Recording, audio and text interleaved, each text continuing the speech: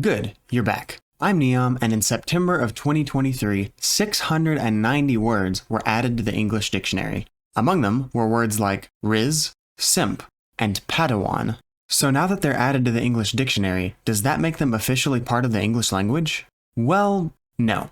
As you might guess, today's episode is about language. More specifically, the English language, but the principles I'll describe are pretty much universal. These rules might differ in certain totalitarian systems, but if they do, it goes more or less exactly against nature. The word of the day is pronunciation, or which the Oxford Dictionary definition is the way in which a word is pronounced. I know it's an obvious one, but keep this definition in your pocket. It'll be important later. Please remember to leave a like, so I can make this my full-time gig. I love you, and now, let's get into it. Let's start at the beginning. As far as linguists, historians, and Reddit users can determine, language began somewhere in this region. Things went pretty well at first. Communication developed, relationships were forged, economies grew, and boom, society became civilized. I'm leaving out a few steps, of course, but the basic idea is that the ability to communicate, whether by vocalizing, gesturing, or drawing in the sand, is paramount in the existence of a human society. Fast forward thousands of years later, and there are over 7,000 spoken languages. But surely, you say to me, when language first split and became multiple distinguishable languages, there weren't 7,000 of them. How did we get so many?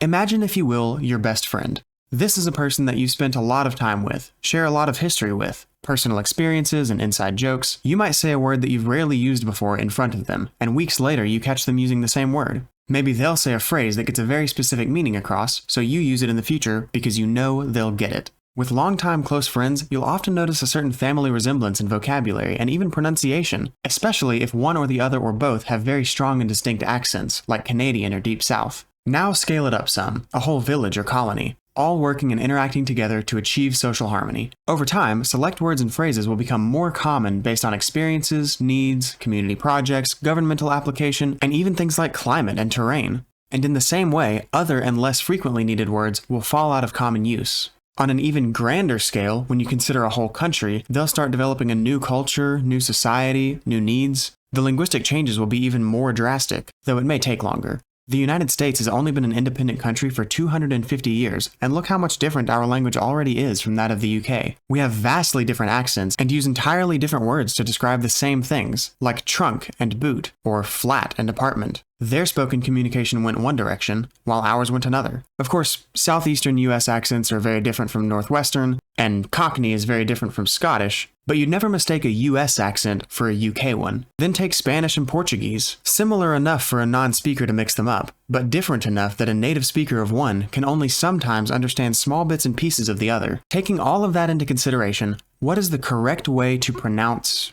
anything? Reddit threads, YouTube comment sections, and Facebook groups are completely full of people accusing each other of mispronouncing words like these. But the truth is a little more fluid. The correct way to pronounce a word may be one thing today and another tomorrow. Correctness of pronunciation is not determined by a dictionary or a college professor or the Rothschilds. It's determined by the greatest number of people who pronounce it a certain way. This is how language changes and evolves. In the same way, the dictionary makers do not decide what words are in the English language. It's the English speakers themselves that do that. The dictionary is just there to tell us that words like bussin' and goated are in common use, and what the common meaning for them is. And even the meaning is subject to change. Words like dumb or slay are great examples of this. So even as you cringe at the younger generation saying that something is giving, etc., or that they totally ship Caitlin Bristow and Sean Booth, just remember that the period of today might just be the radical of tomorrow, and that really, there's nothing you can do about it. All you can do is enjoy that you have the ability to communicate. If you enjoyed this video, leave a like, and let me know in the comments if you want to see more videos about language and etymology. I'm Neom, and I'll see you next time.